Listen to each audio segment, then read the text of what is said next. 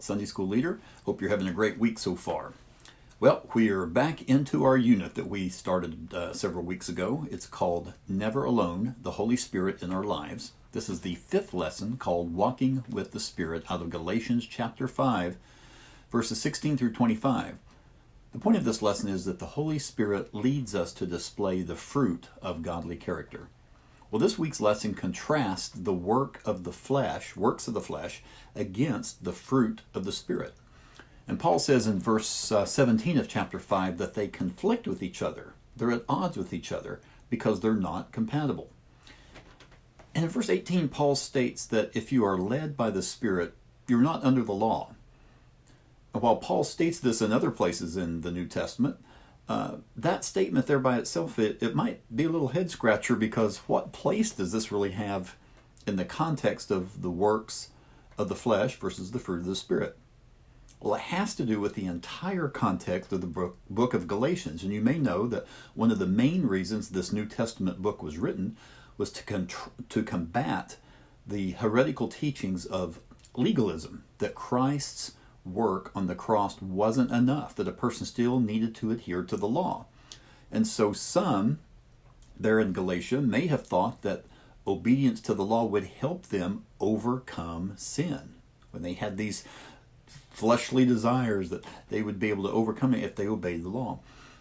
But I know that the more a Christian tries to keep the law and resist sin on their own strength, they're going to be fighting a losing battle. So the solution is not submitting to the law, but submitting to the Spirit. And in verse 19, he begins listing the works of the flesh, which are in 4 different categories. And Paul stated that these works were obvious. Okay? Now, the first category lists 3 sins that are sexual in nature. First is sexual immorality. Now, the Bible is clear that the sexual relationship is to be monogamous and between a man and a woman in the context of marriage. Anything else is outside of God's intent for sex. And by the way, the word used here for sexual immorality is porneia, which we derive that word pornography from. The next is impurity. Now, this is not sexual activity, but this crudeness or this insensitivity to sexual matters. An example might be the supposed humor that contains what we would call dirty jokes or those double entendres. The next is debauchery, and this is having no shame when it comes to the sexual sins that a person's committing, even taking pride in their sinfulness. If you remember our lesson from a couple of weeks ago, we talked about Bacchus, that Greek god of wine and debauchery. Now, the next category contains 2 religious sins that were common in the pagan culture to which Paul was writing. And the first was idolatry, which specifically was that worship of pagan idols. Now, generically speaking, an idol is anything that takes the place, that takes more precedence in your life than God. The next one that he lists there is witchcraft, which is that interaction with the powers of evil. Now, with idolatry, a person submits and worships something evil. But with witchcraft, a person is actively manipulating the powers of evil. Then the next 8 sins deal with the conduct between people that's motivated by a person's sinful desires. And the first is hatred. I think we all know what that means. That's that bitterness against another person or another group. Then there's discord. You might think, well, isn't that the same thing as hatred? And it kind of is, but it's a little different. A person can hate someone else, but play along like they don't, right? They can continue to keep the peace between them, the facade of liking them. But that hatred will eventually erode away any facade of civility. And when that happens, there is discord, there's bitter conflict. Then there's jealousy, that feeling of resentment because someone has something you think you should deserve. Fits of rage is next. Now, this isn't anger, but it's anger on steroids. Jesus got angry, didn't he? He got angry with the money changers in the temple. Anger is not a sin, but rage is. Then there's selfish ambition. This is that aggressive attitude to achieve your goals, getting ahead at the expense of others. Then there's dissensions. These are strong disagreements just for the sake of being disagreeable. Now, for example, if someone states an opinion and another takes the opposing view, not because they necessarily believe the stance they're taking, but just to be disagreeable. Then there are factions, those deep divisions caused by dissensions. It's when people begin to look for people to be on their side to gain more support for their side in an argument, so the other side can be put down, the other side can be silenced. And then there's envy, which is different than jealousy. Now, we might use those two terms interchangeably, but there is a difference. When I'm jealous, I resent someone because they have something that I feel that I deserve, but I envy the object or the position. The last two sins were common to the pagan culture at that time and were often connected to idol worship.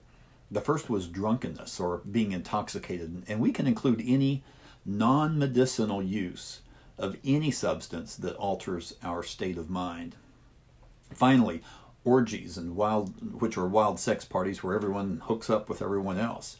And again, think back to a couple of weeks ago when I mentioned the temple of Bacchus there in Ephesus. The worship of this Greek god included drunken orgies. Now, while this list may seem exhaustive, Paul adds an etc. at the end when he writes, and the like. Okay, that might be a good question to ask the class. What else might be included in this etc.? Now, at the end of verse 21 is a statement that might frighten some folks, that those who live like this will not inherit the kingdom of God. Does that mean that anyone who does any of these things can't go to heaven? No, because in 1 Corinthians chapter 6, verse 9 through 10, Paul lists out several practices of those who won't inherit the kingdom of heaven, very similar to this list. Sexually immoral, idolaters, adulterers, homosexuals, thieves, greedy people, drunks, slanderers, and swindlers.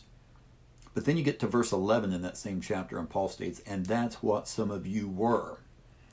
But you were washed, you were sanctified, you were justified in the name of the Lord Jesus Christ and by the Spirit of our God. Okay, well, what about after salvation?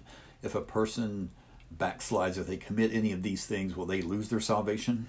Again, no, Christians still sin, don't we? Okay, we don't always win the battle that's within ourselves. We do give in to the flesh from time to time.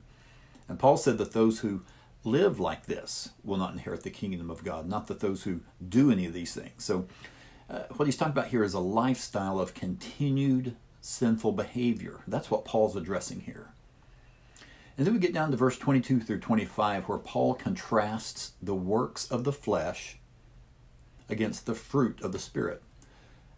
You might expect it to be the works of the flesh and the works of the Spirit, but it's not. It's the works, the activities that a person does, and then against fruit, the evidence of what's on the inside, what type of person it is.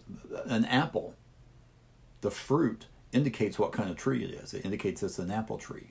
I'm going to read to you Matthew chapter 7, verses 15 through 20. It says, watch out for false prophets.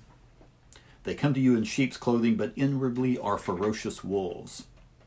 By their fruit you will recognize them. Do people pick grapes from thorn bushes or figs from thistles? Likewise, every good tree bears good fruit, but a bad tree bears bad fruit. And a bad tree cannot bear good fruit. Every tree that does not bear good fruit is cut down and thrown in the fire. Thus, by their fruit you will recognize them. All right. Also, in contrasting the works of the flesh against the fruit of the Spirit, not only are the works and the fruit different, right? But those words are different in their number as well. Works is plural and fruit is singular. Yet there are 9 nouns that are listed there under the fruit of the Spirit. And the idea here is that it's a package deal. The evidence of the Spirit in a Christian's life is a fruit basket.